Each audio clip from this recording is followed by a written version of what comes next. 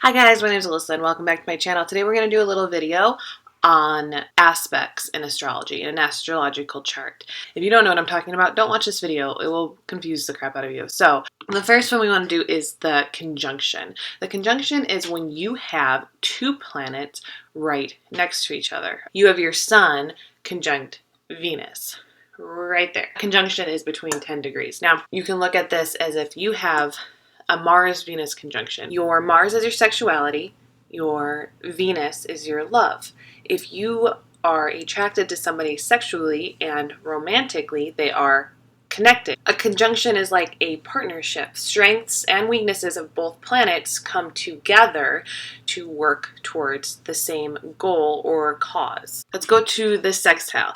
The sextile is a 60-degree angle. That would be two planets, and they're sort of like this. They are having fun together. You're able to aspect each other in a very nice way. Leo and Libra are sextile each other. Cancer, Virgo, sextile each other.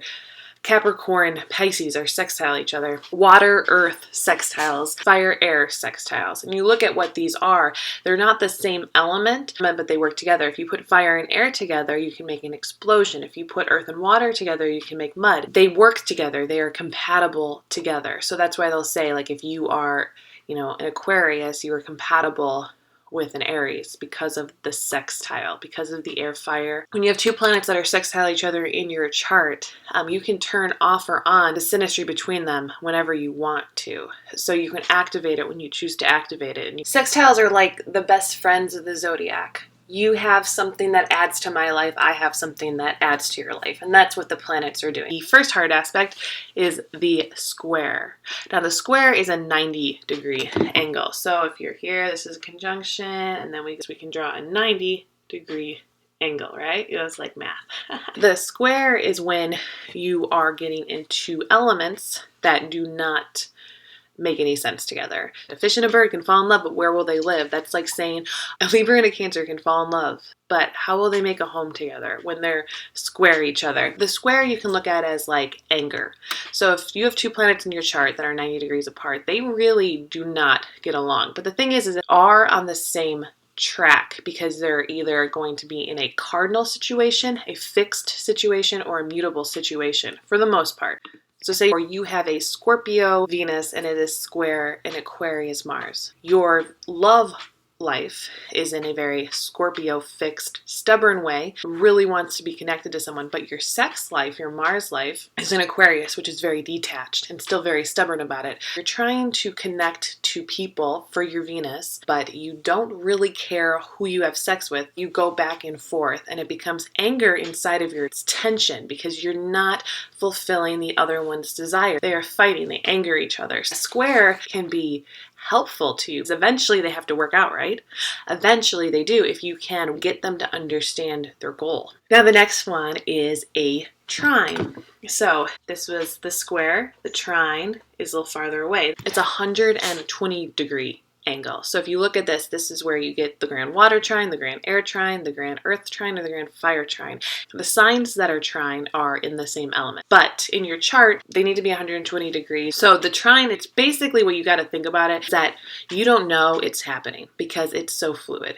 It just happens, like water to water. Can you tell the exchange of water? There's not. Earth to earth. Once they mix up, where are they? Air to air. I'm exchanging air right now and I have no idea it's happening.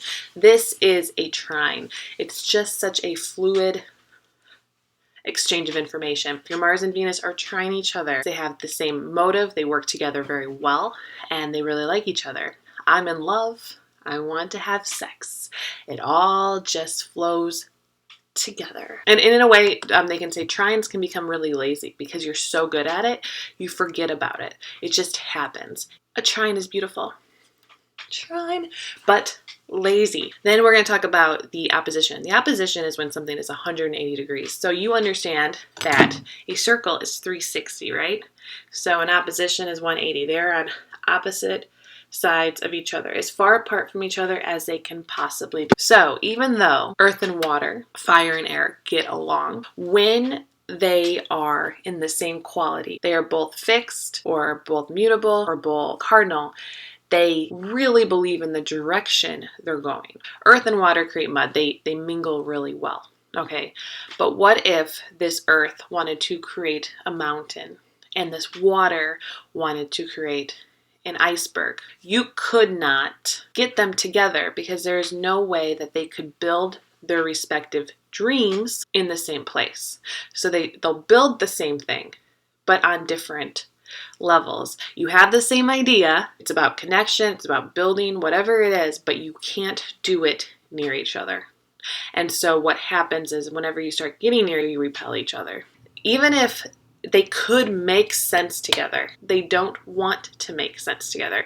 The best way to this is balance. If you can find a compromise in your opposition, it's going to help you balance. People who are born on a full moon have an opposition in their chart because the moon is opposite the sun.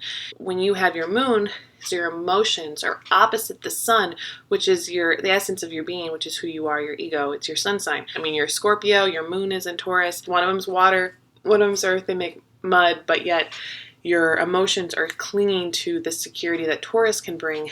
In your sun sign, you're trying to naturally destroy everything around you. So everything that you create, you also destroy. In reality, you need to balance the two and figure out what sort of perfection you can create through that opposition. The last one I'm going to do, and there are so many more, but these are the main ones. The inconjunct. The inconjunct is 150 degrees, okay? So it's slightly between the trine and the opposition. Now this is a really rebellious aspect. It seems to not repel the other one, not anger the other person, not try to get on a different level than the other person. This is just saying, you want this here, and you're not going to get it.